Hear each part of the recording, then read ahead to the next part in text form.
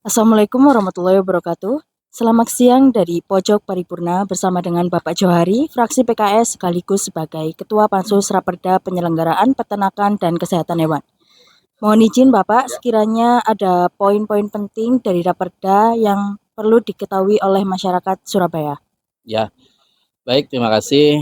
Jadi, Raperda tentang penyelenggaraan peternakan dan kesehatan hewan ini sangat penting karena apa? Produksi atau konsumsi masyarakat Surabaya yang jumlahnya 3 juta penduduk itu mencapai 36 juta ton per tahun untuk produk unggas dan sekitar 6 sampai 9 ribu ton, jadi 36.000 ton per tahun untuk unggas dan 6.000 sampai 9.000 ton untuk daging sapi dan kerbau. Kemudian telur itu sekitar 360 juta butir. Sehingga perda tentang penyelenggaraan peternakan sekaligus juga menjamin ternak itu aman, sehat, utuh dan halal menjadi sangat penting di kota Surabaya ini. Oleh karena itu, mulai daripada penyembelihan unggas dan hewan yang mengikuti kaidah syariah bagi yang beragama Islam sehingga memastikan kehalalannya, sehingga tidak ada produk hewan yang beredar di kota Surabaya kecuali sudah melalui proses-proses yang terawasi dan terverifikasi oleh Dinas Ketahanan Pangan dan Pertanian Kota Surabaya bekerjasama dengan komunitas veteriner yang ada di Kota Surabaya ini.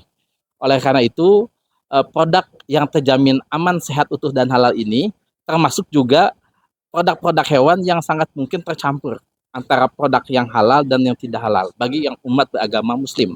Itu sekarang tidak ada lagi. Bahkan dalam satu kawasan sudah tidak boleh ada penyelenggaraan penjualan yang bersamaan. Jadi harus terpisah, betul-betul terpisah. Kemudian yang kedua juga adalah bagaimana hewan-hewan yang terinfeksi oleh penyakit seperti antraks, penyakit mulut, gigi dan kuku gitu kan. Ini yang juga mungkin sebagian ada penyakit yang zoonosis atau penyakit yang tertularkan dari hewan kepada manusia, ini sudah tidak boleh ada lagi. Sehingga harus ada betul pengawasan yang ketat dari produk perda ini. Oleh karena itu, sanksi mulai administratif bahkan sampai pidana itu sudah mulai kita siapkan sehingga perda kesehatan hewan dan termasuk juga hewan-hewan peliharaan, termasuk kucing, anjing ataupun produk hewan lainnya yang dipelihara itu harus memenuhi kaidah kesejahteraan hewan. Kemudian kandang yang memenuhi syarat, kemudian tidak menyiksa hewan, bahkan mutilasi tubuh hewan juga tidak diperkenankan.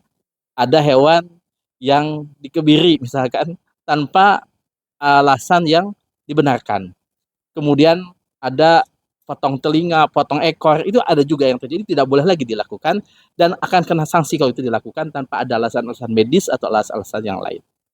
Karena itu produk tentang Raperda tentang ini menjadi sangat strategis dan penting untuk mendukung melindungi masyarakat Surabaya dari produk-produk hewan, unggas, dan susu dan telur dan produk-produk hewan lainnya yang terjamin melalui 4 konsep itu asuh, aman, sehat, utuh, dan halal. Seperti itu.